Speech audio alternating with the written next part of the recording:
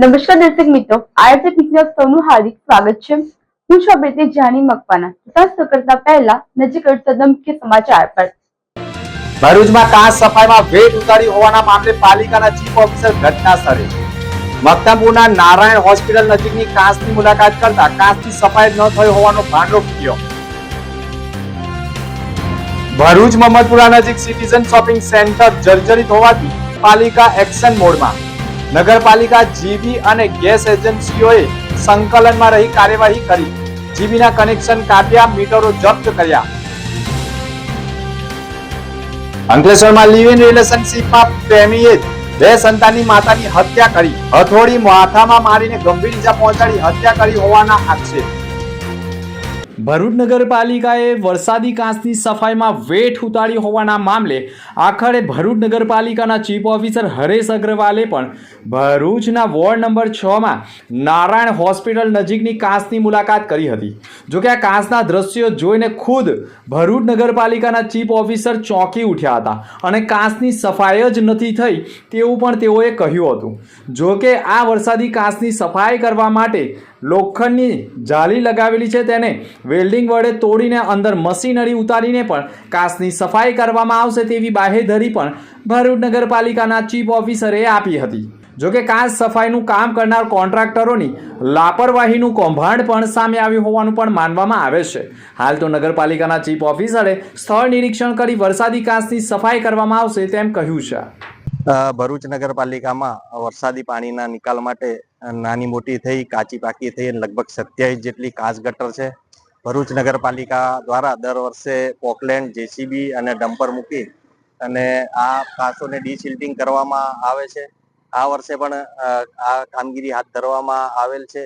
લગભગ બધી જ કાંસોની સફાઈ કરવામાં આવેલ છે, પરંતુ આ વોર્ડ નંબર 6માં નારાયણ હોસ્પિટલની સામેની જે કાંસ છે એમાં પોકલેન્ડ ઉતારી સફાઈ કરવામાં આવેલ હતી, પરંતુ ગયા વર્ષે આ રોડને અડીને જ કાંસ છે એટલે એમાં કોઈ પડે નહીં અને કોઈ જાનહાનિ ના થાય એ માટે અહીં જે છે જાળીનું કામ કરવામાં આવેલ હતું। એટલે જેટલા ભાગમાં જાળી છે એટલા ભાગમાં પોકલેન્ડ ઉતારી નહોતું શકાયું, એના કારણે જે થોડો ભાગ બાકી રહેલ છે એ આજે અમે સ્થળ નિરીક્ષણ કરી અને વચ્ચે જાળીમાં વચ્ચે ગાળા ખોલી અને પોકલેન્ડથી સફાઈ કરી અને ફરીથી જાળી લગાવવાનું આયોજન કર્યું છે અને લગભગ 2 દિવસમાં સફાઈ થઈ જાય, જે બાકી રહી છે એનું આયોજન કરી લીધેલ છે।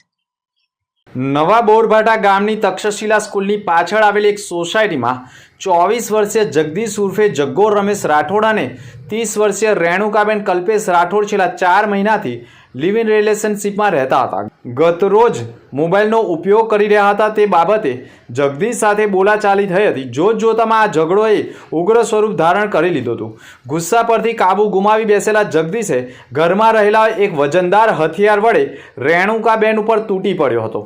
તેણે રેણુકાબેનના મોઢા ઉપર તેમાં શરીરના ભાગ ઉપર ધડાધડ ઘા ઝીકી દીધા હતા।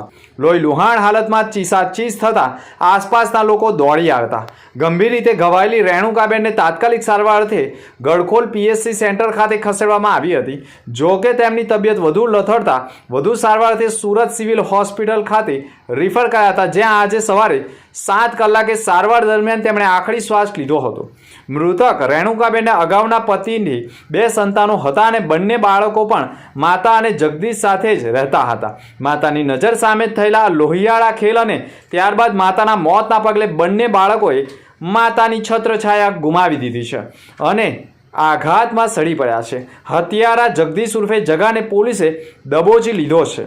અંકલેશ્વર પોલીસનો કાફલો ઘટના સ્થળે દોડી આવ્યો હતો। મૃતદેહનો કબજો લઈ પોસ્ટમોર્ટમ અર્થે તપાસ શરૂ કરી છે અને હત્યારા જગદીશ ઉર્ફે જગો રમેશ રાઠોડને ઝડપી પાડી કાર્યવાહી શરૂ કરી છે। ભરૂચ નગરપાલિકાની હદમાં અનેક ઇમારતો જૂની અને જર્જરિત હોય, ઘણી વખત મોટા પોપડા ખરતા મોટું નુકસાન થતું હોવાના અહેવાલોના પગલે ચોમાસા પૂર્વે જ ભરૂચ નગરપાલિકા અનેક ઇમારતોને નોટિસ આપતા હોય છે, પરંતુ હવે નગરપાલિકા નોટિસોના નાટકોને ઉપર મૂકીને નક્કર પગલાં ભરી રહી હોય તેમ સામે આવ્યું છે।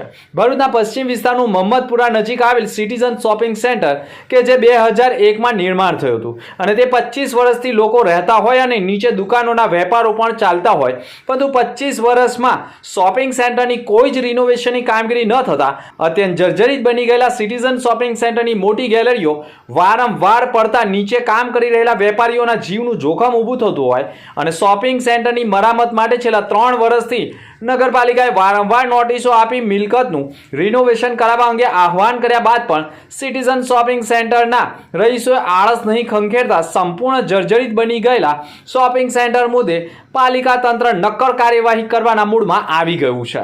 ભરૂચ નગરપાલિકાના ચીફ ઓફિસર, દક્ષિણ ગુજરાત વીજ કંપનીના અધિકારીઓ અને ગુજરાત ગેસ એજન્સીની ટીમ ત્રણેય વિભાગે સંકલનમાં રહી શુક્રવારની સવારે જ જર્જરિત બની ગયેલા સિટીઝન શોપિંગ સેન્ટર ઉપર પહોંચી ભરૂચ નગરપાલિકાએ શોપિંગમાં લગાવેલી 10 જેટલી સ્ટ્રીટ લાઇટો હટાવી દો.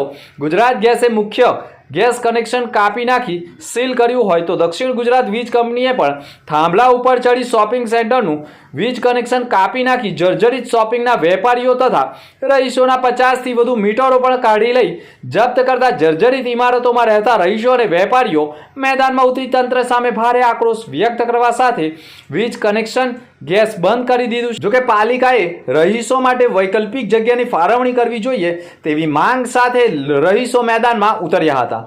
મારું નામ ફુટેજા છે. અમે સિટીઝનમાં રહીએ છીએ. અમે બધા બહુ ગરીબ માણસ છે. કઈ જઈશું? અમારી પોઝિશન નથી કે અમે કામ કરાવીશું. અઠવાડિયાની મહિનાની અમને મોહલત આપો કે અમે કામ ચાલુ કરાવી દઈશું. અમે ચોમાસામાં કઈ જઈશું? અમારા ઘર મળતા નથી ને ભાડાની તાકાત અમારી અંદર નથી કે અમે ભરીશું. અમારી પોઝિશન નથી આટલી. અમારા ઘરવાળા રિક્ષા ડ્રાઈવર છે અને હાર્ટનો પેશન્ટ છે. ચોખ્ખી વાત આપણે કરીએ.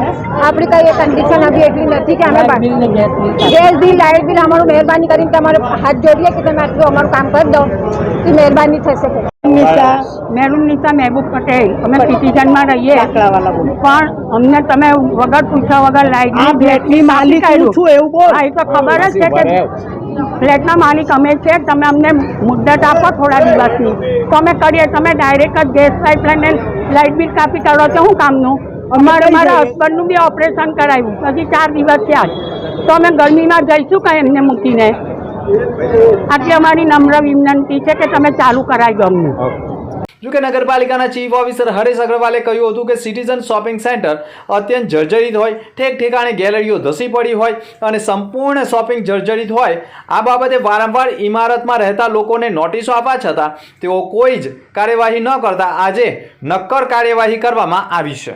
ચોમાસાને ધ્યાને રાખી અને જે જર્જરિત અને જોખમકારક મિલકત હોય ધારકોને મિલકત રિપેર કરાવડાવવા અથવા તો મિલકત ઉતારી લેવા માટે નોટિસ આપવામાં આવે છે અને જો મિલકત ધારક અથવા તો એના ભોગવતો કરનાર દ્વારા જે કાર્યવાહી નથી કરવામાં આવતી તો વધારે જર્જરિત મિલકત દેખાય તો નગરપાલિકા પણ એવું આજે સિટીઝન કોમ્પ્લેક્સની અંદર સિટીઝન કોમ્પ્લેક્સના ઉપરના માળે અને નીચેના માળે અમુક જે જર્જરિત ભાગ થયેલો છે એ ઉતારી લેવાના રહીશો અને ભોગવટેદારોને અવારનવાર નોટિસ પણ આપવામાં આવેલ છે પરંતુ તેઓ દ્વારા કોઈ કાર્યવાહી કરવામાં આવતી ન હોય આજરોજ નગરપાલિકા દ્વારા આ કોમ્પ્લેક્સના ગટર, લાઇટ અને ગેસના કનેક્શનો દૂર કરવામાં આવેલ છે. દૂર કરવાની કાર્યવાહી હાથ ધરેલ છે. રહીશોને સાથે રાખી અને આ જે કોમ્પ્લેક્સ છે જર્જરિત એરિયા, જર્જરિત ભાગ જે છે તે ઉતારવા માટે નગરપાલિકા કાર્યવાહી હાથ ધરશે. આ જે કોમ્પ્લેક્સ છે એ 3 માળનું કોમ્પ્લેક્સ છે. એમાંથી ઉપરના 2 માળમાં ઉપરનો છેલ્લો માળ ખાલી છે, એક પરિવાર રહે છે અને ફર્સ્ટ ફ્લોર ઉપર 10 પરિવાર જેવા રહે છે અને ગ્રાઉન્ડ ફ્લોર ઉપર દુકાનો છે. અત્યારે આજે આ લોકોના જે છે કનેક્શન, લાઇટના કનેક્શન અને ગેસના કનેક્શન દૂર કરવા કાર્યવાહી કરવામાં આવી રહેલ છે. ત્યાર પછી જે કોન્ટ્રાક્ટરો આ પ્રકારની મિલકતો ઉતારે છે એ લોકોનું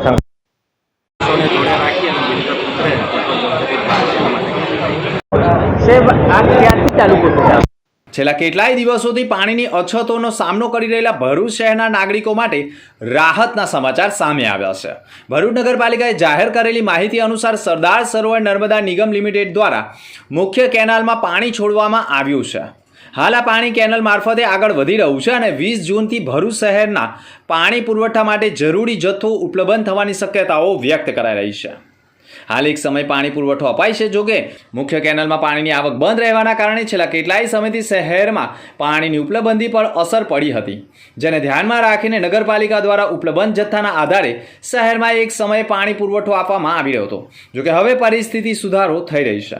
નગરપાલિકાના જણાવ્યા મુજબ 20 જૂન 2026થી શહેરના નિયમિત રીતે ફરી 2 સમય પાણી પુરવઠો શરૂ કરવામાં આવશે, જેના કારણે લાંબા સમયથી પાણીની સમસ્યાઓનો સામનો કરી રહેલા નાગરિકોને રાહત મળશે. પાલિકાએ કહ્યું છે કે પાણીની ઉપલબ્ધી સામાન્ય થતાં વિતરણ વ્યવસ્થા પણ કરવામાં આવી રહી છે. ભરૂચ શહેરમાં માર્ગ સુવિધા સુધારવા અને ટ્રાફિક સમસ્યાના નિવારણ માટે માર્ગ અને મકાન વિભાગ દ્વારા દબાણ હટાવવાની કામગીરી હાથ ધરવામાં આવી હતી. નંદેલાવ ચોકડીથી ચાવત ચોકડી સુધીના માર્ગ ઉપર બંને બાજુ મધ્ય રેખાથી 15 મીટરની હદમાં આવેલા દબાણો દૂર કરવામાં આવ્યા હતા. વિભાગની ટીમ દ્વારા અગાઉ નોટિસ આપવામાં આવેલા દબાણકારો સામે કાર્યવાહી કરવામાં આવી હતી. જેસીબી સહિતના સાધનોની મદદથી રસ્તાની હદમાં આવેલા શેડ, ઓટલા, લારી ગલ્લા તેમજ અન્ય બાંધકામો દૂર કરાયા હતા. આ કાર્યવાહી દરમિયાન પોલીસ બંદોબસ્ત પણ ગોઠવવામાં આવ્યો હતો, જેથી કાયદો અને વ્યવસ્થાની સ્થિતિ જળવાઈ રહે. માર્ગ અને મકાન વિભાગના અધિકારીઓએ કહ્યું હતું કે રોડની પહોળાઈ જાળવવા અને વાહન વ્યવહારને સરળ બનાવવા માટેનું અભિયાન હાથ ધર્યું છે. કોંગ્રેસના મોટા આગેવાન રાહુલ ગાંધીની જન્મ હોવાના કારણે ભરૂચ જિલ્લા સહિત કોંગ્રેસ કાર્યાલયો ખાતે વિશેષ આયોજનો થયા હતા. ભરૂચ કોંગ્રેસ સમિતિ કાર્યાલય ખાતે પણ કેક કટિંગ કરીને રાહુલ ગાંધીના જન્મદિવસની ઉજવણી કરવામાં આવી હતી. હિન્દુસ્તાનના જનનાયક, દીર્ઘદ્રષ્ટા, ભવિષ્ય વેતા, આવતીકાલે હિન્દુસ્તાનમાં 5 વર્ષ પછી શું થવાનું છે એ આજે બોલે છે ને થઈને રહેલું છે. ત્યારે એવા હિન્દુસ્તાનના કરોડો યુવાનોની એક આશાનું કિરણ એવા યુવા નેતા, યુવા સમ્રાટ રાહુલજીનો આજે જન્મદિવસ છે. ત્યારે ભરૂચ જિલ્લા શહેર કોંગ્રેસ સમિતિ અમે કેક કાપીને એમની ઉજવણી કરી છે. બધા આગેવાનો સાથે મળી આજે ગરીબ દર્દીઓને ફ્રૂટ વિતરણ, સ્કૂલમાં પેનનું વિતરણ વગેરે કાર્યક્રમો રાખેલા છે. આખો દિવસ અમે એમની ઉજવણી કરવાના છે જન્મદિવસની. સાથે સાથે ભગવાનને, કુદરતને પ્રાર્થના કરી છે કે આ અસત્ય સામે સત્યના વિજયમાં રાહુલજીને સહકાર આપે અને દીર્ઘાયુ આયુષ્ય માટે પ્રાર્થના કરી છે. ભારત માટે મહત્વપૂર્ણ એલએનજી કાર્ગો લાઇનને આવતું એલએનજી ટેન્કર દિશા 15 જૂનના રોજ સફળતાપૂર્વક હોર્મુઝ સ્ટ્રેટ પાર કરી ચૂક્યું હતું. આજે 19 જૂને પણ ગુજરાતના દહેજ એલએનજી ટર્મિનલ ઉપર પહોંચી ચૂક્યું છે. 2 માર્ચે એલએનજી જહાજમાં ભરાયું હતું અને ત્યારથી જ હોર્મુઝ ખાતે ફસાયું હતું. એલએનજી ટેન્કર દિશા સુરક્ષિત રીતે હોર્મુઝ પાર કરીને દહેજ આવી ચૂક્યું છે. ટેન્કર દિશા લગભગ 3 મહિનાથી વધુ સમય સુધી પર્શિયન ગલ્ફ વિસ્તારમાં ફસાયેલું હતું. જહાજે કતારના રાસ લાફાન એલએનજી ટર્મિનલ પરથી એલએનજી કાર્ગો ભર્યો હતો. ટેન્કરમાં કુલ 62.370 મેટ્રિક ટન એલએનજી છે.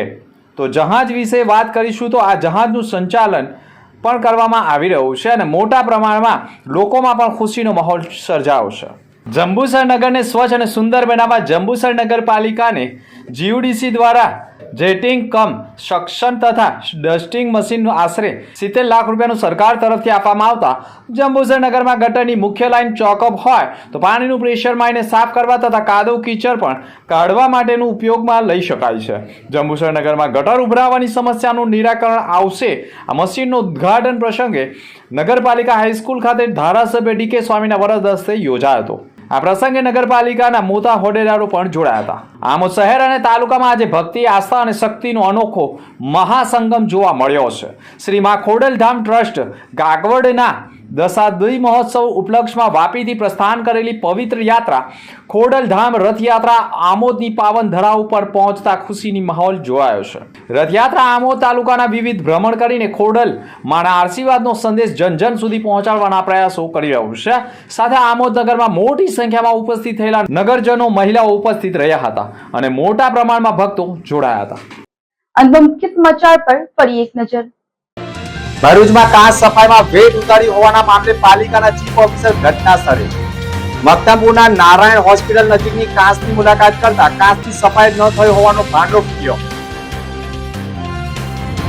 ભરૂચ મહમદપુરા નજીક સિટીઝન શોપિંગ સેન્ટર જર્જરિત હોવાથી પાલિકા એક્શન મોડમાં. નગરપાલિકા, જીબી અને ગેસ એજન્સીઓએ સંકલનમાં રહી કાર્યવાહી કરી. જીબીના કનેક્શન કાપ્યા, મીટરો જપ્ત કર્યા. અંકલેશ્વરમાં લિવ ઇન રિલેશનશિપમાં પ્રેમીએ 2 સંતાનની માતાની હત્યા કરી. હથોડી માથામાં મારીને ગંભીર ઈજા પહોંચાડી હત્યા કરી હોવાના આક્ષેપ. તો આ હતા આજના સમાચાર. નવા સમાચાર સાથે ફરી મળીશું. નમસ્કાર.